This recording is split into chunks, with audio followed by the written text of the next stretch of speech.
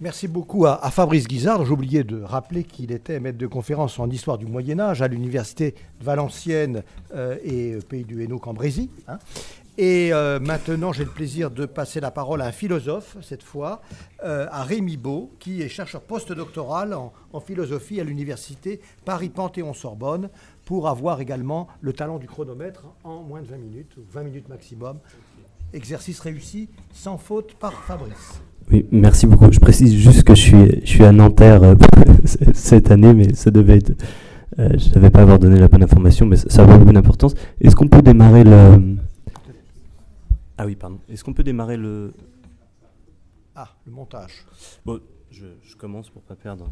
Voilà, allez-y. Donc, je vais proposer une présentation un peu décalée, puisqu'il s'agit de se poser la question si l'on peut parler, non pas d'espèces, mais d'espaces nuisibles, si l'on peut considérer que si les friches ont été considérées comme des espaces nuisibles.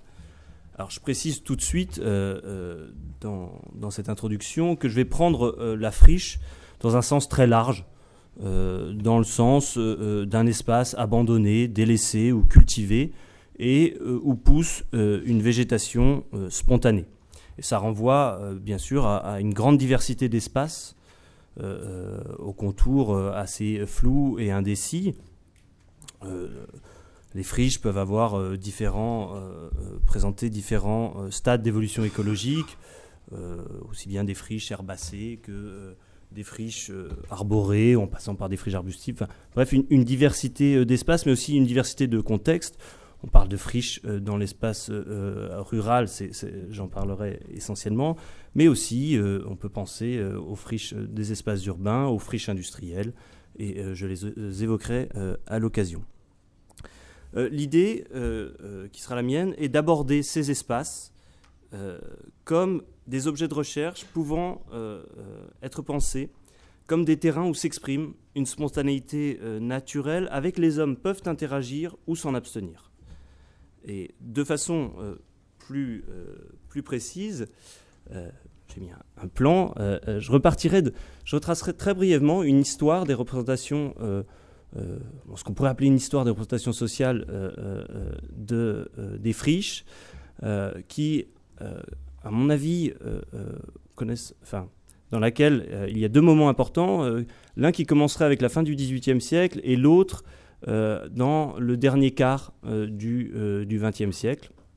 Et puis, dans un troisième moment, j'essaierai de montrer que peut-être une transformation est en cours du point de vue de la représentation sociale des friches, et j'essaierai de m'interroger sur ce que cela nous dit de notre rapport à la nature, ce basculement. Donc je commence tout de suite par le moment où l'on observe l'apparition d'une critique assez forte des friches.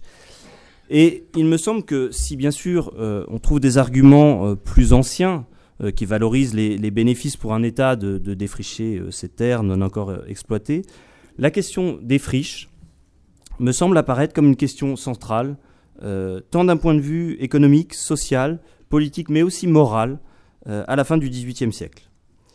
À cette période, nous voyons émerger une critique extrêmement forte de ces espaces qui vient de différentes sources et qui fait de la conquête des marges du territoire utilisé ou exploité l'un des enjeux majeurs de la modernisation de la société. Alors, ces différentes sources, ce sont en premier lieu les agronomes, les agronomes de la nouvelle agriculture, qui reposent notamment sur l'abandon des anciennes rotations agricoles qui incluaient de larges périodes de jachère. La question de la jachère se voit accorder un traitement particulièrement approfondi. C'est, selon l'agronome français Victor Yvart, la grande question de l'économie rurale de ce temps. Et ce que soutiennent ces promoteurs de la nouvelle agriculture, c'est l'inutilité de la jachère, considérée comme une perte d'efficacité, une perte de temps, bref, une terre mal utilisée. Une terre en jachère serait la marque, en quelque sorte, du mauvais paysan. Et friche et jachère vont être associés à l'inculte et faire l'objet de jugements négatifs qui ajoutent la condamnation morale à la critique menée d'un point de vue technique. Je renvoie pour ça aux analyses de Pierre Morlon et François Sigaud sur cette histoire de la jachère. Et on trouve sous la plume des agronomes des termes assez violents. François de Neufchâteau évoque l'opprobre des jachères. Le Britannique Arthur Young s'horrifie de ne voir, durant sa visite dans les campagnes bretonnes, qu'une multitude de terres à l'abandon, ou tout du moins ce qui lui semble être le cas. Un agronome allemand parle d'un crime contre la nature, d'une honte pour l'agriculture d'un pays civilisé à propos de certaines plaines d'Alsace. Donc à ces critiques fortes s'ajoutent les voix des représentants de la physiocratie qui font de la question de la productivité des terres agricoles l'élément central de leur théorie économique. Et l'on peut dire aussi que au sein du discours des forestiers qui se structure fortement par la suite au XIXe siècle, nous pouvons observer une critique de la friche, une critique des espaces qui résistent à une entreprise de rationalisation de l'occupation des sols, qui cherche à faire disparaître l'ensemble des terres de nature incertaine. De façon plus générale, on peut dire que cette critique de la friche s'inscrit dans le cadre de l'idéologie progressiste de la fin du XVIIIe. L'heure est en quelque sorte au grand défrichement à la fois agricole et intellectuel. C'est ce qu'évoque cette citation de Voltaire. Le philosophe défriche les champs incultes, il augmente le nombre des charrues et par conséquent des habitants. Par ailleurs, j'ajoute que au XIXe siècle, si cette critique donc concernait essentiellement l'espace rural, la friche est également thématisée au sein d'une réflexion sur la ville qui cherche à montrer la façon dont se croisent les désordres sociaux et naturels. Les friches en ville seraient à la fois les vestiges des nombreuses révoltes urbaines du siècle passé et le terreau des soulèvements futurs. Dans ce sens, des botanistes décrivent une flore révolutionnaire, une flore du déséquilibre écologique et social qui se développerait sur ces espaces en friche. Donc cette critique urbaine vient consolider l'image très négative des friches, considérées comme, je cite Yves Lugimbul, des espaces d'anticulture économique et culturelle, agricole et esthétique. Donc ça serait ce premier moment de la critique des friches. Et si cette représentation négative de la friche s'est installée durablement, l'intensité de cette critique a, à mon sens, évolué. Disons que la question est restée centrale au XIXe siècle. L'hypothèse que je fais est qu'elle devient peu à peu moins cruciale à mesure que la productivité agricole augmente et que les échanges mondiaux de denrées agricoles augmentent, de denrées alimentaires augmentent également. Mais cette thématique des friches ressurgit de manière très forte dans la seconde moitié du XXe siècle et plus précisément dans le dernier quart du XXe siècle avec la thématique de l'enfrichement des campagnes. Disons qu'à la fin des années 80, un certain nombre d'observateurs s'alarment de voir la friche progresser dans les campagnes. Et la cause principale de cet enfrichement serait précisément, cette fois-ci, la hausse de la productivité à l'hectare, donc l'intensification de l'agriculture. Il ne serait donc plus le fait du mauvais paysan, mais la conséquence de cette révolution agricole et de la seconde révolution agricole. Donc l'intensification sur les terres les plus propres à la mise en œuvre des nouvelles techniques et surtout au passage des machines donne lieu parallèlement à un phénomène de déprise agricole et à l'apparition d'un nombre croissant de terrains délaissés. Donc c'est cette volonté d'intensifier les cultures, d'une certaine manière, qui fait renaître la friche à la fin du XVIIIe siècle. Le phénomène est d'autant plus frappant que le terme de jachère réapparaît notamment avec la politique en 92, avec les mesures visant à limiter la productivité, enfin limiter la surproduction, et qui contraint les agriculteurs à geler une partie de leurs terres. Donc, de nouveau, une image extrêmement négative de la friche associée à la jachère, mais qui est cette fois le symptôme d'un mal-être dans les campagnes qui se désertifient. Et de nouveau, la critique se fait hyperbolique. On trouve Éric Fotorino encore dans son ouvrage La France en friche écrit la France se désertifie autant qu'elle se défigure.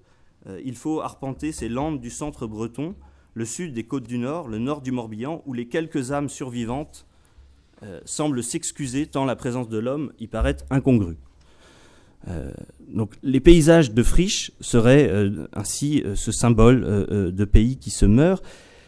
Cette question, cette idée est au cœur du thème qui devient central à la fin des années 70 dans la réflexion sur l'aménagement du territoire, celui de la fermeture des paysages. Donc l'idée que sur ces terrains délaissés, du fait de la déprise, se développe peu à peu une végétation de plus en plus dense qui à la fois dégraderait l'esthétique des paysages ruraux, dévaloriserait les terres, représenterait aussi, ce qui apparaît tout à fait important, comme un risque de perte de biodiversité. Bref, on trouve l'idée que les friches seraient des sortes de lèpres qui dévorent les paysages, dans les termes utilisés par le ministre de l'Agriculture, et qui est Michel Cointat, je crois, cette citation, oui, une lèpre qui dévore les paysages, d'où cette idée de friche comme espace nuisible. Bon, c'est dans ce contexte aussi que des recommandations en matière d'entretien des terres sont adressées aux propriétaires par les pouvoirs publics.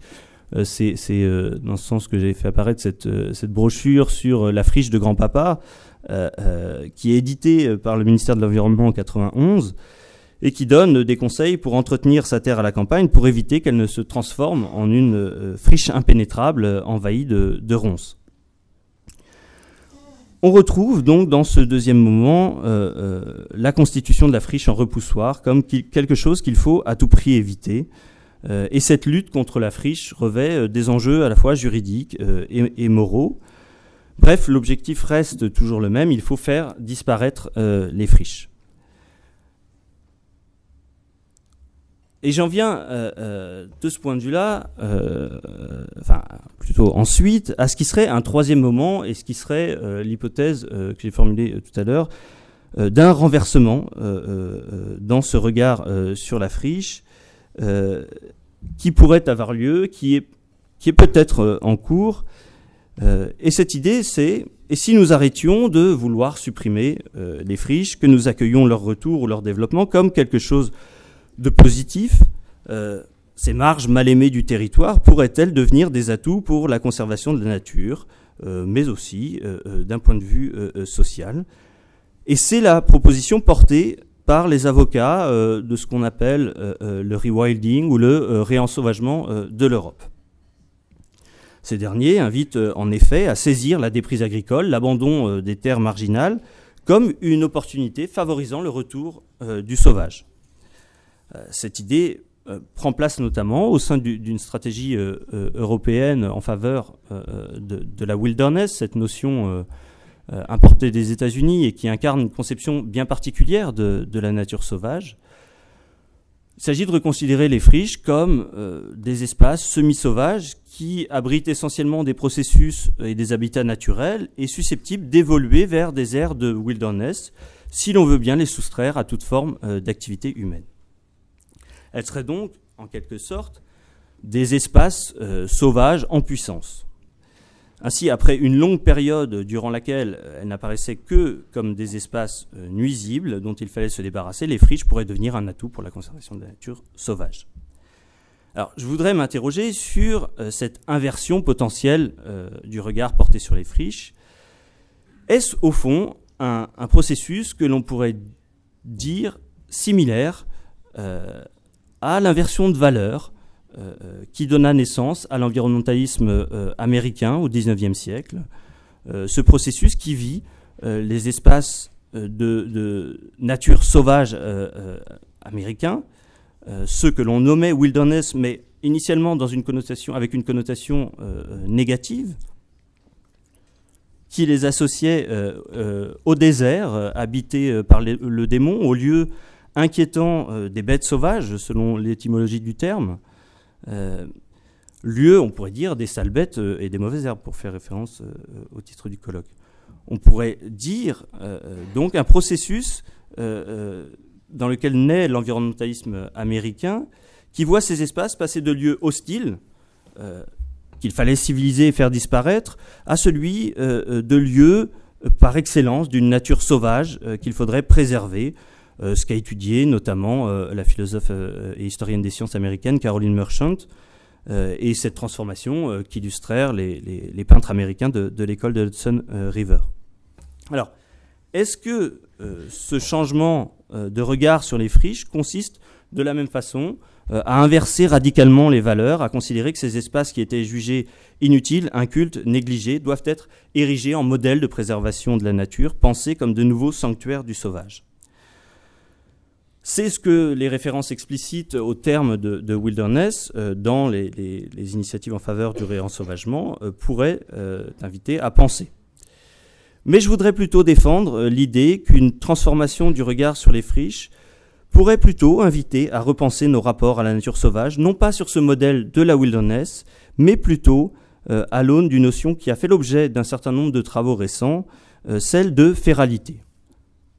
Alors je vais aller vite et trop vite sur ce que l'on entend par féralité, mais pour expliquer pourquoi je pense que ça peut constituer un modèle différent de rapport à la nature sauvage, simplement pour mentionner que la notion de féralité est précisément associée à une réflexion sur le sauvage, mais pour montrer, disons pour s'éloigner d'une conception du sauvage qui serait la conception américaine de la wilderness, disons associée à une forme de pureté du sauvage qui était associée à ce qui serait une nature originelle que les colons américains auraient découvert sur le continent. Donc l'idée de la féralité, c'est plutôt, quand on parle d'animaux féraux, l'idée d'une dédomestication d'animaux, ceux qu'on appelle aussi les animaux marrons, des animaux qui seraient en sauvage en quelque sorte. Ce qui m'intéresse de ce point de vue-là, c'est quand on parle non pas des animaux féraux, mais des espaces. Et c'est la proposition notamment de Jean-Claude Génaud et de Annick Schnitzler dans La France des friches, de la ruralité à la féralité, ces espaces qui, disons, connaissent des trajectoires de libre évolution après avoir connu un certain nombre d'usages. Alors, cette proposition, ça serait donc de requalifier les friches en espaces propices au développement d'une nature férale et donc qui accorde une plus grande part à la libre évolution sur ces espaces, à la libre évolution de la nature. Ma conclusion de ce point de vue, c'est... Enfin, je voudrais poser une question qui est: quel rapport à la nature pourrait indiquer cette revalorisation des friches? Alors, très rapidement, à la critique qui se mettait en place à partir de la fin du XVIIIe siècle correspondait une volonté de maîtrise de la nature. D'une certaine manière, c'est parce qu'il résistait ou échappait à cette prise en main que les espaces incertains, ni cultivés, ni exploités, ni gérés en exploitation forestière, étaient condamnés. De ce point de vue, le rapport à la nature des agronomes héritait de la science moderne, tendue vers un objectif de domination. Je termine. Mais, comme nous l'avons vu, c'est au moment même où ce processus de prise en main de la nature semblait atteindre son paroxysme, donc au moment où la hausse de la productivité grâce à l'intensification, on pourrait dire, est spectaculaire, que la question de la déprise se pose parce qu'on observe une multiplication des espaces qui ne sont plus pris en charge par les activités agricoles. Donc ça remet en cause la logique de la spécialisation de ces espaces. Et si l'on s'en tient au paradigme de la domination de la nature, on peut dire que la déprise apparaît comme un échec. Une conséquence de la modernisation à laquelle il faudrait remédier en réaffirmant la maîtrise sur ces espaces, la maîtrise humaine. Tandis que le point de vue opposé consiste au contraire à saluer ce qui constituerait un retour de la nature sur cette terre anthropisée, réapparition d'une nature sauvage qu'il faudrait respecter en donnant libre cours à l'évolution naturelle. Mais faut-il s'en tenir à cette alternative? Et ce sera mon dernier point. Penser les terres délaissées à l'aune de la féralité nous invite, selon moi, plutôt à adopter une position pluraliste, à sortir de cette opposition entre ce qui serait deux approches et deux positions déontologiques qui se définissent par l'adoption de deux principes normatifs forts qui s'opposent. L'un, nécessité de la maîtrise, ou anthropocentrisme. L'autre, un principe de respect de la nature qui s'appuie sur l'affirmation de sa valeur intrinsèque. Cette opposition a conduit à une forme de spatialisation du dualisme des hommes et de la nature. Et je pense que la question de l'enfrichement, de la fermeture des paysages, se prête mal à un tel traitement binaire, qu'il ne faut y voir, au fond, ni une victoire de la nature, ni en définitive une défaite des hommes, mais plutôt abandonner ces termes belliqueux et y voir l'occasion de repenser nos rapports à la nature pour les inscrire dans le cadre de ce que la philosophe Caroline Merchant appelle une éthique du partenariat. Il s'agirait de penser les friches comme des lieux où l'on peut faire l'expérience d'une altérité et pas forcément d'une extériorité radicale de la nature, de penser les friches comme des lieux où s'inventent des pratiques et des rapports variés à la nature. Et je m'arrêterai là.